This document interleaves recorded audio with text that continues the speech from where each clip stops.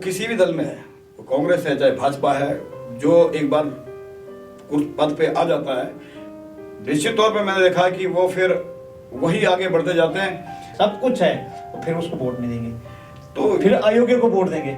कई बार ऐसे जगह होता है। उन्होंने कहा यहाँ पे जो कार्यालय खुले हुए रात को यहाँ पे बहुत बुरी स्थिति होती है, तो मैंने कहा मेरा तो कार्यालय भी नहीं यहाँ पे, आप इस चीज को देख लेना। लेकिन जो इस चीज को ये जो नशा इसमें डाल रहे हैं चुनावी उसमें, या कोई कहानी याद है जिस जो आपको हमेशा आपके दिमाग में रहती कि हाँ यार ऐसा था?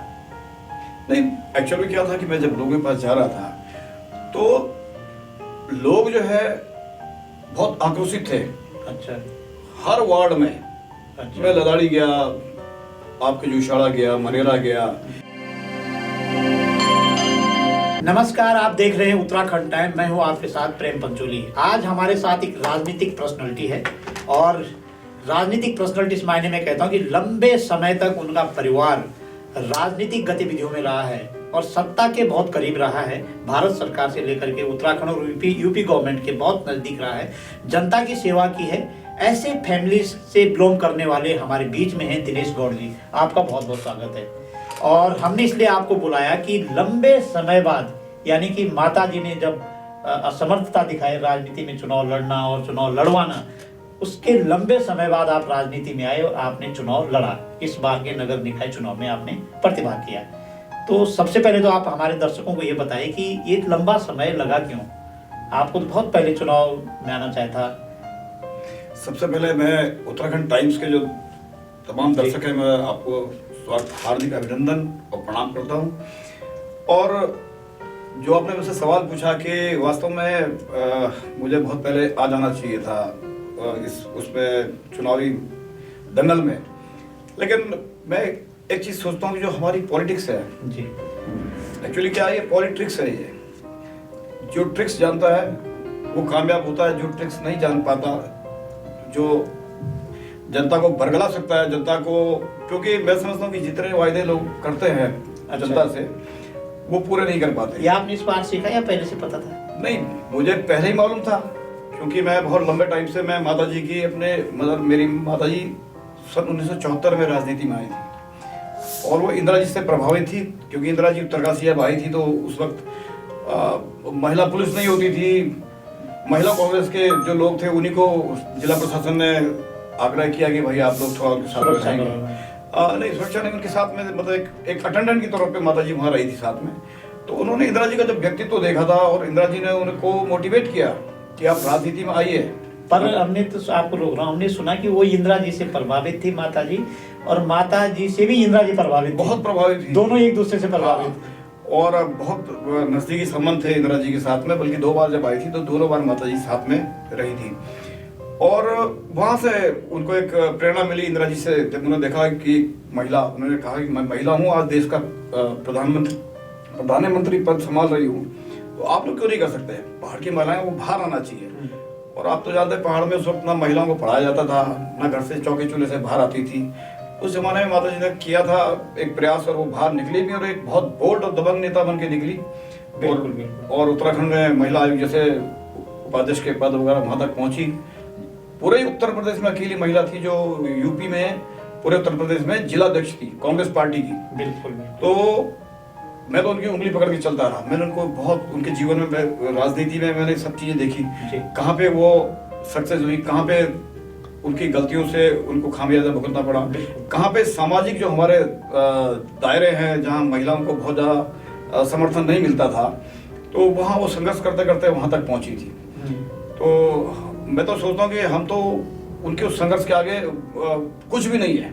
हाँ, जो संघर्ष तो सुविधा उस जमाने में किया, और मैं वो सब चीजें देखते हुए उनके साथ चलता चला गया। तो एक राजनीति में मेरे को भी एक इंटरेस्ट जगा कि भाई ठीक है, क्योंकि मेरे 2 भाई और हैं, वो राजनीति से बिल्कुल उनको पसंद नहीं है और बिल्कुल जो है अलग रहते हैं। लेकिन वास्तव में राजनीति आज जो होती जा रही है ना, आज राजनीतिक स्तर गिर गया। मैंने बहुत पुराना बलदेव सिंह आर्य जी का जमाना मैंने देखा है, पंडित ब्रह्मदत्त जी का जमाना मैंने देखा है।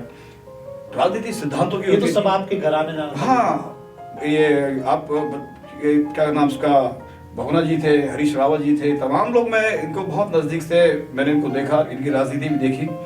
लेकिन राजनीति अब आज की डेट में जो राजनीति हो गई है वो बहुत परिवर्तन आ गया इसमें। एनडी तिवारी से कभी आमना सामना हुआ? तिवारी जी के पास मैं माता जी साहब 2-3 बार गया था, वो जनहित के कार्यों में जाती रहती थी और बहुत सुलझे हुए व्यक्ति थे तिवारी जी। वो दुर्भाग्य था उत्तराखंड का कि नेक्स्ट टेन्योर नहीं मिला, उनको मिलना चाहिए था। तो ये बहुत सारी बातें हैं जो मैं जीवन में बहुत नजदीकी से देखा, लेकिन मैंने चुनाव नहीं लड़ा था खुद। क्या वो डर गए थे आप? नहीं, डरा नहीं। मैं अभी आपको कहा ना एक शब्द पॉलिटिक्स। अच्छा। तो राजनीति में जो आदमी आगे बढ़ जाता है वो फिर कभी नहीं चाहता कि कोई समझदार आदमी या कोई पढ़ा लिखा आदमी या कोई इस तरह का आदमी जो अच्छी बात करे, जो जनहित के मुद्दों को उठाए, ऐसा दूसरा व्यक्ति आगे नहीं आना चाहिए। ये अक्सर मैंने देखा है, वो किसी भी दल में है, कांग्रेस है चाहे भाजपा है, जो एक बार उस पद पे आ जाता है निश्चित तौर पे मैंने देखा कि वो फिर वही आगे बढ़ते जाते हैं। और वो कांग्रेस का सबसे बड़ा जो मैं कहता हूँ कि जो ड्रॉबैक है, कांग्रेस पहले संगठन काम करता था कांग्रेस का, बाद में हो गया था कि जो यहाँ विधायक बन गया या जो नेतृत्व जिसके हाथ में दे दिया प्रदेश ने, वही उसके हिसाब से सब कुछ चलता था और हमें मौका भी नहीं मिला। सच्चाई बताऊं आपको कि बहुत प्रयास किया था, 2-3 बार हमने प्रयास किया कि भाई हमें नगर पालिका अध्यक्ष के लिए यहाँ से शुरुआत करा दी जाए, तो खैर वो नहीं मिला मौका। तो इस बार मौका मिल गया। इस बार मौका इसलिए मिल गया कि इस बार मैं सच्चाई बताऊं आपको, कांग्रेस इतनी कमजोर हो चुकी थी कि जो अभी ये जो स्थानीय निकाय चुनाव आए आपके, तो उसमें ढूंढ के उन्होंने मुझे कहा कि आप चुनाव लड़ो। अच्छा। और मुझे पता था कि हम बहुत विपरीत परिस्थिति में चुनाव लड़ रहे हैं। अच्छा। पहाड़ में कांग्रेस की स्थिति बहुत अच्छी नहीं है, मैं इसको स्वीकार करने में मुझे कोई हर्ज नहीं है। और उसके लिए जो हमारे जो बड़े नेता हैं, जो प्रदेश को चला रहे हैं, जो प्रदेश को देख रहे हैं, उनको भी सोचना पड़ेगा, मनन करना पड़ेगा कि हम इस पार्टी को किस तरफ ले जा रहे हैं। ऐसा नहीं है कि मैं तो हमेशा जनता से मैंने यही अपने चुनाव में कहा कि देखिए विपक्ष को भी जिंदा रखिए। पर हम इस बात को मान गए कि अब जब इस बार कांग्रेस ने आपको ढूंढा तो तब आपने चुनाव को मन बनाया। हाँ, ये मैं बताता हूँ कि मुझे मौका पहले मिलना चाहिए था, वो नहीं मिल पाया। किस कारण कांग्रेस की सेवा की है आपने। लेकिन मैंने और मेरी माँ ने कहीं पार्टी नहीं छोड़ी, हम इसी पार्टी में बने रहे। हम देख रहे थे कि आगे भविष्य अच्छे नेता जो जिन्होंने हमेशा सत्ता का सुख लिया इस पार्टी से, वो ऐन मौके पे पार्टी छोड़ के भाग गए। उन्होंने देखा कि सत्ता उधर जा रही है, तो वो इस दल को छोड़ के, जिसने उन्हें जमीन से अर्श से फर्श से अर्श तक पहुंचाया, जिन नेताओं, उन नेताओं ने, मैं तो निश्चित तौर पर कहूँगा, उन्होंने इस पार्टी के साथ बहुत बड़ी गद्दारी की, बहुत बड़ा धोखा किया।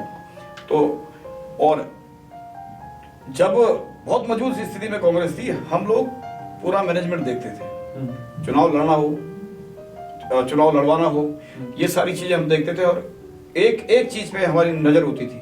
लेकिन जब खुद आप चुनाव लड़ते हैं तो आपको फिर वैसे ही लोग चाहिए होते हैं, क्योंकि आप तो अब जनता के बीच में हैं, आप तो वोट मांग रहे हैं, जनता से निवेदन कर रहे हैं आप। लेकिन बाकी जो मैनेजमेंट होता है, जो सब कुछ देखना होता है, उन चीजों के लिए भी आपको वैसे लोग चाहिए जो बहुत ईमानदारी से आपके लिए काम। पर आपने कहा ना कि एक तो आपको मौका नहीं दिया गया पार्टी की तरफ, बिल्कुल, इसलिए भी आप चुनाव मैदान में नहीं आए, कहीं पर भी नहीं आ पाए। लेकिन आपने पार्टी के साथ काम किया लगातार, संगठन के लिए काम किया है। और दूसरा आपने एक चीज बोली कि टांग खिंचाई बहुत ज्यादा है किसी भी दल में। तो इस बार जो अनुभव है ना, वो टांग खिंचाई का है आपके साथ। ये पूरा अनुभव जरा शेयर कीजिए। और वो टांग खिंचाई कैसे होती है, मतलब क्या है उसके एविडेंस क्या है? देखिए, ऐसा होता है कि चुनाव लड़ने के लिए केवल एक अच्छा इंसान होना जरूरी नहीं है। पक्की बात। बिल्कुल मैंने देखा कि अच्छे इंसान को लोग कहते हैं बहुत बड़े आदमी है, आदमी समझदार है, जानकार भी है। अच्छा। और भाई देखो टेक्निकल बात भी कर रहा है, सब कुछ जानता है, लेकिन वो आपको वोट देगा ये जरूरी नहीं है। ऐसा क्या है? मैं बता रहा हूँ, मैं इसी चीज पे आ रहा हूँ। आज हम लोग, आज भी उत्तराखंड के लोग, हम लोग 20 साल पीछे हैं। अच्छा। हम आज भी भाई भतीजावाद की तरफ है। हम वो आज भी, मैं देखता था वो मतलब बहुत मुझे बड़ा इस चीज का आश्चर्य होता था कि मैं तो पैदा उत्तरकाशी में हुआ, मैं आज भी वहां पे स्थानीय नहीं हूँ। वहां पे सवाल उठ जाता है कि साहब आप कहाँ के रहने वाले हैं। कोई कहता है कि ये यहाँ का रहने वाला, ये बाहर का है, ये इस तरह का, मतलब ये भी आई बात। ये उत्तराखंड के अंदर की बात कर रहा हूँ मैं आपसे। इस बार आपके चुनाव में मुझसे लोगों ने पूछा कि आपका घर कहाँ पड़ता है, गौड़ समझ के उन्होंने सोचा पता नहीं कहाँ के गौड़ है। अच्छा। और मैं उनको जवाब दिया कि मेरा तो पैदाइशी यही है, मैं जन्म मेरा यहीं हुआ है, मेरा रामला ग्राउंड के पास मेरा घर है। लेकिन मुझे कई लोगों को कन्वेंस करना पड़ता था कि भाई मैं उत्तराखंडी हूँ। तो अच्छा। दूसरा सवाल और क्या आया कि वो रिश्तेदारी नातेदारी, आज भी लोग उसमें उलझे हुए हैं। लोगों को बहुत अच्छा उससे कोई लेना देना नहीं कि यार ये पढ़ा लिखा है। ये मैं आपको बताऊं, मैं तो कांग्रेस पार्टी में मैं एक सिविल इंजीनियर हूँ पेशे से, और बड़े बड़े प्रोजेक्ट्स में मैंने काम किया हुआ है। तो मेरी सोच अलग थी, मेरा एक विजन था। मैं देखता था छोटी सी उत्तरकाशी है, और ऐसा नहीं बजट नहीं आता, ठीक ठाक बजट आता है। तो मैंने लोगों को समझाया कि भाई बहुत बड़ा काम नहीं है इसको संवारना। ये जिसको हम बचपन में लोग हम देखते आए, सौम्य काशी कहते थे इसको।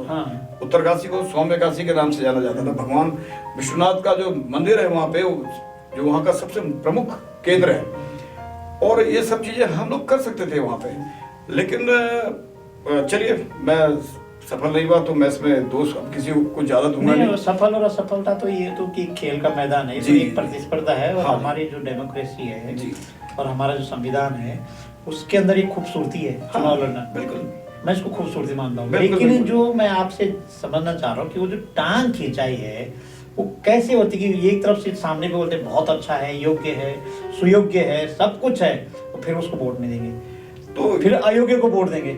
कई बार ऐसे हो जगह होता है।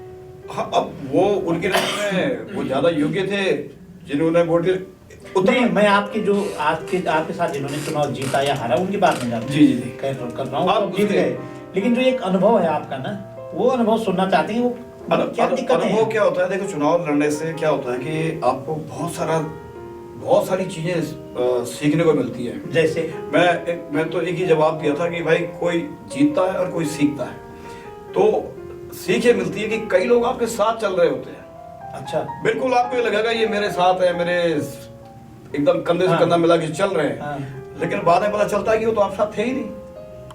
अच्छा, ये ऐसा भी है? ऐसा भी होता है। अच्छा। और वो आपके साथ रहेंगे, सब कुछ रहेंगे, और एक स्टाइल होता है आदमी को किसी डिमोरलाइज करने का, वो उस काम में लगे रहते हैं। तो मैं देखता था कि कई लोग, खैर मेरी तो पार्टी से मैं बहुत, हम लोग तो काफी कमजोर स्थिति में, क्योंकि हमारे जो मुख्य नेता थे और जिला नगर पालिका अध्यक्ष जिनको हमने रात दिन एक करके चुनाव जितवाया था, वो पार्टी छोड़ के चले गए।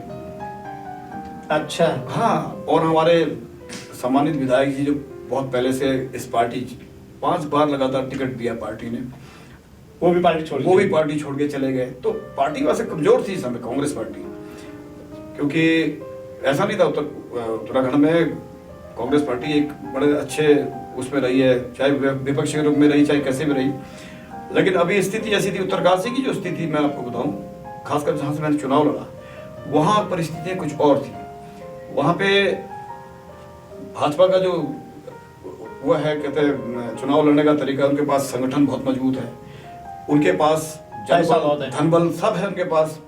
स्वयं मुख्यमंत्री जी उसको मॉनिटरिंग कर रहे थे, उस चुनाव को देख रहे थे कि भाई मेरा सगा आदमी चुनाव लड़ रहा है, उनका दोस्त उनका। तो बहुत सारी चीजें थी इसमें। फिर दोस्त हार गया, और लेकिन जनता के पास जो ताकत होती है, असली ताकत होती है, उसने वो किसी भी बात को माना नहीं, और उन्होंने जो है उनके दोस्त को हरा दिया। तो क्या बात है। हाँ, तो कुल मिला के बाकी वो जनबल धनबल भी बहुत ज्यादा काम नहीं है। तो लोकतंत्र की जो सबसे बड़ी खूबसूरती है वो यही है कि आपका पास एक वोट है, उसकी बहुत बड़ी कीमत होती है। पर दोनों चीजें आपसे समझ में आई, आपके से जितनी बात की है, इससे समझ में आई बात कि एक तो टांग खिंचाई का मामला भी चलता है। जी बिल्कुल चलता है। लोग कैंडिडेट को अच्छा भी मानते हैं, वोट भी नहीं देते, लेकिन बहुत ज्यादा प्रभाव में भी नहीं आते। हाँ। अगर मतलब मुख्यमंत्री का दोस्त था तो हार गए, तो ये कह सकते हैं कि कुछ चुनाव अच्छा भी होता है। हाँ। तो आप ये इसको कैसा महसूस करते हैं? आपने चुनाव लड़ा, इसलिए आपको ज्यादा महसूस होगा कि वोट का जो रेशो है वो बढ़ता क्यों नहीं? मैं आपको एक चीज इसकी क्या कमजोरी है? मैं आपको एक चीज और बता रहा हूँ। गंगोरी एक वार्ड है जी। मैं वहां जब गया तो महिलाएं मेरे को मिली, कुछ माताएं बहनें, बहुत दुखी थी वो। उन्होंने कहा बेटा ऐसा है, तुम लोग जितने भी नेता हो सब आते हो, झूठे वायदे करते हो और चले जाते हो। अच्छा। मैं हर आदमी को टच करने की मैंने कोशिश की, क्योंकि बड़ा क्षेत्र बढ़ गया उत्तरकाशी का, और क्षेत्र बढ़ गया लेकिन पालिका के लिए जो कर्मचारी होने चाहिए, सफाई कर्मी, ये सब चीज़ें नहीं बढ़ी तो दिक्कतें आ रही थी। स्टाफ भी कम था, तो कहीं जो शहर का बीच बीच का हिस्सा है वहाँ पे जगमगाता है शहर, लेकिन जो वार्ड है, जो दूरस्थ क्षेत्र है, मनेरा हुआ, ज्ञानसु का दूसरा क्षेत्र हो गया, गंगोरी का क्षेत्र हो गया, वहाँ लाइटें नहीं थी। लोगों की ये वो थी, कहना था कि साहब जो भी नगर पालिका शहर उसमें रहता है उसको सुविधा नगर पालिका की तरफ से हर आदमी को मिलनी चाहिए, चाहे वो सफाई की हो, चाहे वो विद्युत व्यवस्था हो, पानी हो, चाहे वो सड़क रास्ते हो, सीवर हो, ये सारी चीजें हैं, इसका मिलना चाहिए। तो मैं लोगों के साथ बैठता था, उनसे डिस्कस करता था, और मैं उनको अपने पहले उनका विजन लेता था कि वो चाह क्या रहे हैं, फिर मैं उनको उस जो समस्याएं होती उसका समाधान बताता था। तो लोग अप्रिशिएट भी करते थे, मानते भी थे कि नहीं आप समझदार हैं, और ऐसा आदमी को वहां बैठना चाहिए। लेकिन ये मेरी समझ में नहीं आया कि वो जो एक माता थी, उन्होंने कहा बेटा शराब बहुत पिलाती हो गया। मतलब मैंने देखा कि छोटे से शहर में जिस तरह धन का और शराब का खेल खेला गया, मैंने उसमें साफ कहा था इनसे कि मैंने कहा ठीक है माता जी, मैं नहीं पिलाऊंगा किसी को भी, मैं नहीं चाहता, मैं नशे से खुद भी दूर रहता हूँ, मैं कभी ये शराब वराब पीता नहीं, और ना मैं किसी को पिलाऊंगा। मैंने कहा उन्होंने कहा अगर आप ऐसा करोगे तो हमारा वोट आपको जाएगा। तो मैंने कहा आप देख लेना। उन्होंने कहा यहाँ पे जो कार्यालय खुले में रात को यहाँ पे बहुत बुरी स्थिति होती है, तो मैंने कहा मेरा तो कार्यालय भी नहीं यहाँ पे, आप इस चीज को देख लेना। लेकिन जो इस चीज को ये जो नशा इसमें डाल रहे हैं चुनावी इसमें, आप उसका विरोध इसी से उससे कर सकते हैं कि आप उन्हें वोट ना दें। हाँ। लेकिन बहुत बड़ा दुर्भाग्य इस बात का रहा कि मुझे उन लोगों ने बड़ा आश्वस्त किया था कि अगर आप यहाँ पे इस तरह नहीं करेंगे तो हमारा वोट आपको जाएगा, लेकिन वो वोट फिर भी नहीं मिला मुझे। वो तो कहने का कुल मिला के है कि आज भी हम लोग भाई भतीजा, वो किसी का चाचा है, कोई किसी का मामा है, कोई किसी का कुछ भी है, तो उसमें ये बड़ा फैक्टर है। ये बड़ा फैक्टर है। पहाड़ में अभी भी वो चीजें हैं, वाद बहुत ज्यादा है। हाँ वो है। और मैं बता रहा हूँ जो नई जनरेशन आ रही है ना, जो नई जनरेशन है वो फिर भी बहुत समझदार है, लेकिन उसको ये सब चीजें सीखने में अभी समय लगेगा, उसको अभी थोड़ा सा टाइम लगेगा उसको, क्योंकि अगर हमें वास्तव में डेवलपमेंट चाहिए, हमें पहाड़ को एक अच्छे उस पर दिशा में ले जाना होगा। तो जो यहाँ की जो नई जनरेशन है, मैं उनसे निवेदन करूंगा कि आप लोग कम से कम अपना भविष्य देखो। हमारा तो अब ये है कि हम लोगों का टाइम निकल गया, आने वाला भविष्य उत्तराखंड का वही है। और आप कैसा भविष्य चाहते हैं? आप नशे में युक्त उत्तराखंड चाहते हैं या नशा मुक्त उत्तराखंड चाहते हैं? पहाड़ की स्थिति इतनी खराब होती जा रही है, आप कुछ भी बोलिए, ड्रग्स ने इतना जकड़ लिया इस पहाड़ को। अच्छा। हाँ बिल्कुल बिल्कुल। और मेरी तो सोच ये थी कि मैं तो फिर भी उस चीज के लिए लड़ाई लड़ूंगा, लेकिन ये रहता है कि चलो आप किसी पद पे आ गए तो कम से कम आप अपने शहर को उस चीज से बचाने की कोशिश करेंगे। और हमारा तो उत्तरकाशी तो वैसे भी एक धार्मिक तीर्थ स्थल है, गंगोत्री यमुनोत्री की रास्ता, वो यात्रा वहीं से निकलती है, बाबा विश्वनाथ वहाँ पर है, केदारनाथ का रूट वहीं से निकलता है। तो हमें तो मेरा तो एक था कि मैं उसको एक आध्यात्मिक और योग नगरी जैसे ऋषिकेश है या हरिद्वार है, इस तरह से हम उसको डेवलप करना चाहते थे। अच्छा, उत्तरकाशी में आपने जब चुनाव लड़ा, उत्तरकाशी पैदाइश है, उत्तरकाशी को आप बहुत अच्छे ढंग से जानते हैं, उत्तरकाशी की घटनाओं से आप सामने सामने रूबरू हुए हैं। वरुणावत जैसी आपदा हो या 1991 की आपदा हो, ये सब आपने देखा है। ऐसी कौन सी मुख्य मुद्दा है उत्तरकाशी का कि जिससे उत्तरकाशी अगर वो हो जाए तो उत्तरकाशी का स्वरूप बदल जाए? मैं आपको एक बात बता दूं, मैं तो जो आपको यार इस बार मिला होगा या आपको पता है कि ऐसा कौन सा एक बता दीजिए आप। मैं उत्तरकाशी में जब चुनाव लड़ रहा था जी, तो मैं घर घर गया जी। वहां पे जो सबसे बड़ा एक, मैं कहूंगा कि सबसे बड़ा एक जो ब्लंडर वो होता जा रहा है, जो बिल्डिंग्स वहां पे बन रही हैं जी, वो नॉर्म्स के हिसाब से नहीं बन रही। अच्छा। 4-4 मंजिला बिल्डिंग लोगों ने बना दी, बिल्कुल आपस में चिपकी हुई हैं। आपने देखा होगा पिछले कुछ दिन तक भूकंप के झटके आ रहे हैं। 24 तारीख से लगातार उत्तरकाशी में भूकंप के झटके आ रहे थे। और उससे पहले मैं जब लोगों से मिलने छतों में चढ़ता था, क्योंकि जनवरी का मौसम था, ठंडा था, लोग छत में बैठते थे धूप सेकने के लिए, तो सबसे मिलने चढ़ना पड़ रहा था, 4-4 मंजिल ऊपर में चढ़ रहा था, कहीं भी जगह नहीं छोड़ी हुई है। कंस्ट्रक्शन बहुत। और मैं कहता हूँ कि जो क्या कहते हैं नॉर्म्स हैं हमारे बिल्डिंग कंस्ट्रक्शन के, उनका कहीं भी पालन नहीं किया गया, रास्ते सही नहीं है, बहुत बार मतलब यह है कि किसी ने जगह ही नहीं छोड़ी, तो रास्ते भी कैसे होंगे। मतलब सुविधा पूरी व्यवस्था दे दी, सुविधाएं है नहीं उत्तरकाशी में। अच्छा। अब वही इलेक्शन में जाते हुए लोगों से मिलते मिलते मैं एक जगह पहुंचा, उत्तराखंड जल विद्युत निगम ने एक छोटा सा पोर्शन है वो, अच्छा। उसको डेवलप किया, वो उसके किनारे था, जब आपका ये रिजर्वायर किनारे दीवारें लग रही थी, तो उन लोगों को वहां से शिफ्ट किया गया, विस्थापित किया गया, और उनको जब विस्थापित किया गया तो उत्तराखंड जल विद्युत निगम ने एक कॉलोनी जैसी बसाई है, अच्छा। वहां पे उन लोगों को प्लॉट दिए गए। उसकी सड़कें जो थी, अच्छा, वो इतनी चौड़ी सड़कें, मैं उत्तरकाशी, मैं जब वहां पहुंचा तो मुझे लगा नहीं उत्तरकाशी में ऐसा भी है। अच्छा। मेरे को ऐसा लगा मैं कहीं देहरादून के किसी बढ़िया थोड़ा व्यवस्थित मास्टर प्लान वाली सिटी में हूँ इस समय। अच्छा। तो तब मुझे लगा कि ऐसा नहीं, उत्तरकाशी में भी इस तरह का डेवलपमेंट हो सकता है, लेकिन आपको थोड़ा सख्ताई बरतनी पड़ेगी, थोड़ा सा आपको ये सब चीजें देखनी पड़ेगी, सरकार को भी देखना पड़ेगा कि भाई लोग जहाँ बसेंगे वहाँ पे सड़कें तो ठीक ठाक होनी चाहिए। तो ये मेरा एक पूरा अनुभव देखा, और खतरा भी है इसमें कि भूकंप आएगा तो लोग भाग नहीं पाएंगे कहीं। हाँ, तो मकान इतने नजदीक हैं, वो गलियां हैं, नीचे से निकलना बड़ा मुश्किल हो जाएगा। ये सारी चीज थोड़ा सा खुला रहे तो कई सारी चीजें, ये आपका अनुभव रहा। अच्छा, आपने जब चुनाव में आप बहुत घर घर गए, व्यक्ति से मिले, आपको क्या लगता है कि हमारे युवा जो हैं, उत्तराखंड के युवा हैं, देश के, वो उत्तराखंड के युवा देश के एक जैसे हैं, क्या राजनीति में इनका भविष्य सुरक्षित है अगर यूथ आए राजनीति में? देखिए, राजनीति में जो आप कह रहे हैं, मैं सबसे बड़ा उदाहरण, जीता जागता उदाहरण हूँ। मेरी माँ तो राजनीति में रही हैं और बहुत लंबे समय तक उन्होंने अपनी सेवाएं दी हैं, समाज के सामाजिक कार्यों में भी दी है और राजनीतिक कार्यों में भी दी है। तो राजनीति में ऐसा हो गया है कि एक आध लोगों को मौका मिलता है, और फिर वो पीढ़ी दर पीढ़ी चलता है।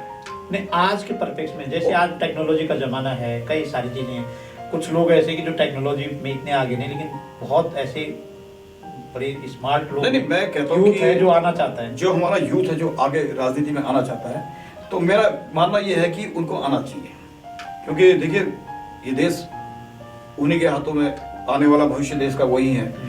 और अगर पढ़े लिखे लोग, जागरूक युवा अगर इस क्षेत्र में आते हैं तो कहीं ना कहीं उनकी सोच में और फर्क होगा। बिल्कुल, वो समाज के हित के लिए काम करेंगे, और कोई अधिकारी उनको इस तरह से बना नहीं पाएगा। जब पढ़ा लिखा हुआ तो वो अधिकारी उन्हें बना नहीं सकता है। मैं सही बात बता रहा हूँ कि मैं खुद जाता हूँ, जब कभी किसी अधिकारी के साथ बात करता हूँ, बैठ के बात करता हूँ, तो उन्हें ये 3 चीजें पता होती है कि ये एक तो ये पढ़ा लिखा है, ये टेक्निकल आदमी है, और ये एक राजनीतिक परिवार से है, बहुत पुराना अनुभव भी है, प्रभावशाली परिवार। हाँ, तो वो आसानी से मुझे घुमा नहीं सकते, बल्कि मैं उनके जो तर्क होते हैं, कई जगह मैंने उनको बताया भी है, तो उन्होंने उस चीज को माना भी है। तो अगर पढ़ा लिखा युवा इस क्षेत्र में आता है तो मैं समझता हूँ कि राजनीति की दशा और दिशा बदलेगी। अच्छा गौर साहब, इस बार उत्तरकाशी चुनाव इसलिए महत्वपूर्ण था कि पुष्कर सिंह धामी का दोस्त चुनाव लड़ रहा था, यानी कि पुष्कर सिंह धामी का ही चुनाव था वो। ऐसी परिस्थिति में आप भी एक कैंडिडेट थे और मुख्य विरोधी पार्टी के कैंडिडेट थे। पूरे चुनाव के दौरान ऐसी कोई घटना या कोई अच्छा काम या कोई अच्छा वक्तव्य या कोई किस्सा या कोई कहानी, एक जिसको आप कभी नहीं भूल सकते, अब आप जहां भी जाएंगे वहां बताएंगे, इस पूरे चुनाव के दौरान का कोई किस्सा आपको याद है, या कोई घटना याद है, या कोई कहानी याद है, जो आपको हमेशा आपके दिमाग में रहती है कि हाँ यार ऐसा था? नहीं, एक्चुअली क्या था कि मैं जब लोगों के पास जा रहा था तो लोग जो है बहुत आक्रोशित थे। अच्छा। हर वार्ड में। अच्छा। मैं लदाड़ी गया, आपके जूशाड़ा गया, मनेरा गया, गंगोरी गए, लास्ट कोने में चढ़ा मैं ऊपर, सबसे पहला जो मकान था, एक चौहान जी हैं, उनके मकान तक मैं गया। अच्छा। और मैंने कहा भाई आपको जो आखिरी का जो आदमी है उस तक टच करना है, क्योंकि मेरे को बहुत टाइम लगा, एक वार्ड में 3-3 दिन लग जाते थे मुझे। मैं लोगों के साथ बैठता था, मैं खाली हवा में नहीं चलता था, मैं उनसे उनकी समस्या पूछता था कि भाई आपको क्या दिक्कत है, तो दिक्कतें होती थी। मैं तो फिर उन्होंने मुझे दिखाया भी कि ये देखिए आप, नालों में कूड़ा पड़ा हुआ है, रास्ते टूटे हुए हैं। वो कहते ऐसा नहीं कि पैसा नहीं आया, पैसा आया, लेकिन पैसा एक बल्क में जहाँ खर्च हुआ ना, जो नगर पालिका में रास्तों में लगना चाहिए था, साफ सफाई में लगना चाहिए था, इन सब चीज़ों में लगना चाहिए था, वो पैसा जो है अननेसेसरी कार्यों में लग गया और वो उसी कार्यकाल में निपट भी गया। तो मैं कहता हूँ कि भाई इतना बड़ा अमाउंट था आपके पास, उसको अगर आप हर क्षेत्र में थोड़ा थोड़ा बांटते और मॉनिटरिंग करते, मैं कहता हूँ नगर पालिका अध्यक्ष बनना कोई, या आप मेयर बन गए या नगर पालिका अध्यक्ष बन गए, आप बहुत बड़ी तोप नहीं बन गए भाई। आप उसी जनता के बीच के 5 साल बाद आपने उसके बीच में जाना है, तो आप कुछ ऐसा काम करके जाइए कि वो जनता आपका जो आज सम्मान कर रही है वो कल भी करे। नहीं तो फिर लोग गालियां भी बहुत देते हैं भाई साहब, ठोक ठोक के गालियां देते हैं, अगर आपने काम नहीं किया उनके बीच में गुजरना मुश्किल हो जाता है। तो ऐसी स्थिति आने मत दो, कुछ अच्छे काम करके जाओ कि लोग आपको याद करें। मैं देखता था वहाँ पे हमारे यहाँ उत्तरकाशी में क्या है कि पार्किंग की बहुत बड़ी समस्या है। मैं हर चीज को मैं, क्योंकि जिनसे मैं खुद गुजरा हूँ, जिनसे मुझे दिक्कत हो रही थी, हर आदमी को होती होगी। वहाँ डिस्ट्रिक्ट हॉस्पिटल है, कोई प्रतिनिधि आज तक ये नहीं सोचता कि भाई उस अस्पताल में जो आएगा वो 4 व्हीलर में आएगा, अपने बीमार माँ बाप को लेके आता है, कहीं आता है, पार्किंग की जगह नहीं है, वहाँ आज भी पार्किंग नहीं है, जहाँ सबसे बड़ी पार्किंग होनी चाहिए। एक बिल्डिंग बन रही है अभी, मैं तो जिला प्रशासन से डिस्ट्रिक्ट में से अनुरोध करूंगा कि उसमें एक छोटी पार्किंग बना रहे हैं, बहुत छोटी होगी, उसका कोई फायदा नहीं है। ग्राउंड फ्लोर पूरा पार्किंग होना चाहिए, बिल्कुल है नहीं, पहाड़ों में जगह ही नहीं होती। अब बिल्डिंग बना देंगे आप, उसने भी जगह घेर ली।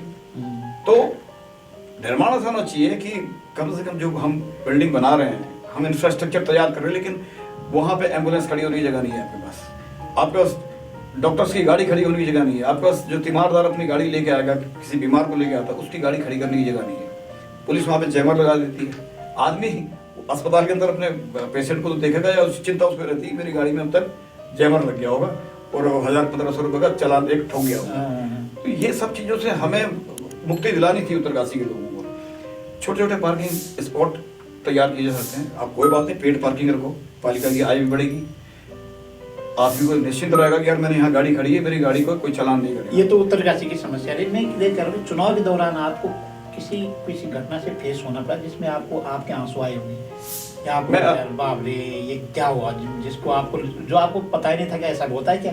मैं आपको बताऊं, मेरे साथ एक घटना घटी है। हाँ। एक इलाका है वहाँ पे, इंदिरा कॉलोनी। अच्छा। और वो मेरे ख्याल से इंदिरा कॉलोनी बहुत पहले से बसी हुई है। जो दैनिक मजदूर होते थे, दिहाड़ी के मजदूर होते थे, जिनकी आय बहुत कम होती है, जिनके पास जमीन खरीदने के पैसे नहीं होते थे, उन लोगों को वहां पर बसाया गया। इंदिरा जी ने ऐसे लोगों के लिए जो मतलब एक प्रकार से मलिन बस्तियां बोलो, इनको या कुछ बोलो, क्योंकि वहां पे मैंने देखा डेवलपमेंट कुछ नहीं है। अच्छा। वहां पे लोग रह रहे थे, बहुत छोटे छोटे कच्चे कंस्ट्रक्शन उन्होंने बना रखे हैं, अपने इस तरह से मकान बनाए हुए हैं। वहां मुझे 2-3 महिलाएं मिली। अच्छा। और मेरे पास विजुअल भी हैं उनके। अच्छा। वो एक बहन थी, वो मेरी अपनी जो बड़ी दीदी थी उनके साथ पढ़ती थी वो। अच्छा। मैं जब उनसे उनके घर गया वोट मांगने, तो मतलब मेरा ना गला भरा था अभी। अच्छा। वो जो है रो पड़ी। अच्छा। उन्होंने कहा बेटा हमारा सब बंद कर दिया सरकार ने, हमारे सब ठेली सब हटवा दिए हैं यहाँ से, उससे हमारी रोजी रोटी चलती थी, हम बच्चे पाल रहे थे। उनका एक बच्चा जो है एक बहुत गंभीर बीमारी से त्रस्त है, कहीं से कोई मदद नहीं मिल रही। कह रही ये स्थिति हो गई है कि सरकार ने इस पर नोटिस लगा दिए मकान पे, उन मकानों पे नोटिस लगा दिए कि ये यहाँ से खाली करो, इन्हें हटाओ। भाई इतने सालों से जो लोग रहते आ रहे हैं वहाँ पे, आप उन्हें एक नोटिस लगा के आप उन्हें डरा रहे हो, धमका रहे हो। ये मेरी समझ में नहीं आया कि ये इलेक्शन से कुछ दिन पहले क्यों ये नोटिस। तो काफी परिवार है वहाँ पे। और वो जब रोई तो मतलब मैं उसे ये भी नहीं बोल पाया कि मैं क्यों आया। तो दुनिया में ऐसे गरीब लोग हैं जिनके बारे में हमें सोचना चाहिए। वो तो नगर पालिका के अंदर है, नगर पालिका के अंदर रहते हैं, जगह है, मेन जगह है नगर पालिका की। सबसे मैं कहता हूँ कि ये जो हमारे ये आपके वाल्मीकि बस्ती हैं, जो हमारे इंदिरा कॉलोनी जैसे ये बस्तियां हैं, जहाँ दैनिक मजदूरी करने वाला, आप विश्वास नहीं करेंगे, वो बच्चे आते हैं, उनके 10 रुपए का तेल दे दो जी, 10 रुपए का चाय पत्ती दे दो, 15 रुपए की चावल दे दो, वो डेली लेके जाते हैं इस तरह। तो मैं उनको भी देखता था, मैंने कहा यार किस तरह का जीवन यापन ये लोग कर रहे हैं और हम इनके लिए क्या कर पा रहे हैं। तो सरकार को भी सोचना चाहिए और आम जो जनप्रतिनिधि है उसको भी सोचना चाहिए। ये घटना आपको बहुत मैं बता रहा हूँ कि मेरे खुद के आंसू निकल आए थे उनकी स्त्री देख के। तो ऐसा भी है, एक और भी मिले मुझे, उनकी बेटी विकलांग है, उनका विकलांग सर्टिफिकेट ही नहीं बन रहा है। तो जो वार्ड मेंबर है हमारे, जो सभासद बनते हैं, भाई इनका क्या काम है? यही काम तो है। ये गलत वो बच्ची घर में बिस्तर में पड़ी हुई है, मैं गया वहां पे, उन्होंने कहा भैया आप करा दोगे उस काम को? मैंने कहा मैं चुनाव जीतूं ना जीतूं इसको, लेकिन इस काम के लिए मैं लगूंगा आपके साथ में। तो वो 2-3 लोग हैं जिनके साथ मैं इसके बाद मैंने काम करना है, क्योंकि चुनाव नहीं जीते वो अलग बात है, लेकिन अब मैंने तय कर लिया है कि क्या क्या करना है। जो समस्याएं ये थी वो आज भी यथावत है, तो उन सब के लिए नगर पालिका को मैं चैन नहीं लेने दूंगा, ये तय है। सचेत करना है कि ये काम करना है। बिल्कुल ये काम, चलो ये काम करना है। और लंबा सफर आपका परिवार ने कांग्रेस के साथ बिताया और कांग्रेस की रीति नीति को आप जानते हैं, और इस बार के चुनाव में कांग्रेस निर्दलियों से भी पिछड़ गई है, तो आप क्या कांग्रेस का भविष्य कैसे देखते हैं? आप चलते चलते आप ये बता रहे हैं। देखिए कांग्रेस का वास्तव में ऐसा स्थिति आ गई है कांग्रेस की कि जो कांग्रेस के नेतृत्व है प्रदेश में, उनको सोचना पड़ेगा कि आप तो ऊपर लड़ाई कर रहे हो, आप कब तालमेल बैठेगा आप लोगों के बीच में कि आप उस चीज से बाहर निकल के ग्राउंड लेवल पे कार्यकर्ता को देखना शुरू करोगे और इस पार्टी को फिर से वापस वही जमीन पे ले जाने की, उस ग्राउंड लेवल पे मजबूत करने की कोशिश करोगे। मैं तो सीधा सीधा बोलता हूँ, 2 टूक मैं बोला, क्योंकि मैंने इस चुनाव में देखा है कि वास्तव में कांग्रेस पार्टी बहुत कमजोर हो गई है। जो ग्राउंड पे उसको काम करना चाहिए था वो नहीं कर पा रही है। जो जिसने इस पार्टी का शोषण किया वो सत्ता के लिए दूसरे दलों में चले गए। तो ये बहुत बड़ा दुर्भाग्य है इस पार्टी का। हाँ, अच्छा, एक और समस्या आई है कि इस दौरान की वोटर लिस्ट में गड़बड़ी पाई गई है, क्या ये सच है? ये 16 आने सच है। मैं तो ये आपने मेरे मुंह की बात छीन ली, मैं इसको इस बारे में बोलने वाला था कि चुनाव की निष्पक्षता के लिए जो काम होता है ना वोटर लिस्ट का, वो बहुत जरूरी है। पिछले 6 साल से एक कार्यालय है वहाँ पे, पंच स्थानीय कार्यालय, जो नगर पालिका का चुनाव करवाते हैं। मैं कहता हूँ 6 साल में इन लोगों ने क्या काम किया, और जिलाधिकारी को भी देखना चाहिए इस चीज को। जो उत्तरकाशी में रहने वाले लोग हैं, जिनके मकान हैं, जो मकान मालिक हैं, उनके परिवारों के नाम नहीं थे, और जो आसपास के गांव के लोग हैं, किराएदार, गांव के लोगों के नाम इसमें लिखे गए हैं। अच्छा, जो वहां रहते नहीं है, जो वहां निवास नहीं कर रहे, शहर के अंदर निवास नहीं कर रहे, लेकिन वोटर लिस्ट में नाम है। अच्छा, मैं गिन के बता दूंगा आपको कि कितने परिवार ऐसे थे जो वहाँ कई पीढ़ी दर पीढ़ी रह रहे हैं। क्योंकि मैं इलेक्शन से बहुत टाइम से जुड़ा हुआ व्यक्ति हूँ, मैं पार्टी के लिए बहुत काम करता हूँ। इलेक्शन के जब भी इलेक्शन होता है तो मैं इन चीजों को पार्टी की तरफ से देखता हूँ, चाहे वो लोकसभा का हो चाहे विधानसभा का हो। वहां पे जो तरीका होता है काम करने का, वो बड़ा फुल प्रूफ होता है। उसमें एक एक आदमी का नाम छूटता नहीं है उसमें। लेकिन उसी विधानसभा में चुनाव में अभी लोगों ने वोट दिया और नगर पालिका से उनका नाम साफ, तो कितना बड़ा दुर्भाग्य है। और डीएम साहब का नाम नहीं इसमें, कप्तान साहब का नाम नहीं, किसी का नाम, सीडीओ साहब का नाम नहीं। जो जिले के इतने बड़े बड़े अधिकारी हैं, डीएम साहब तो बहुत टाइम से रह रहे हैं, उनका नाम नहीं इसमें। ये कमी कैसे रही होगी? तो मैं बता रहा हूँ आपको, सीधा सीधा आरोप लगा रहा हूँ आपके चैनल के माध्यम से। ये होता क्या है, जो अधिकारी इसके लिए या कर्मचारी इसके लिए चिन्हित थे या जो इसके जिम्मेदार थे लोग, उन्होंने अपने दायित्व को निभाया नहीं सही ढंग से। और मैं तो इसकी भी अभी डीएम साहब को एक लिखे देने वाला हूँ कि साहब ये जो कमियां हैं चुनाव में, तो चुनाव तो कोई नहीं जीतेगा वैसे भाई, लोकतंत्र रहा कहाँ पे, बचा ही कहाँ है।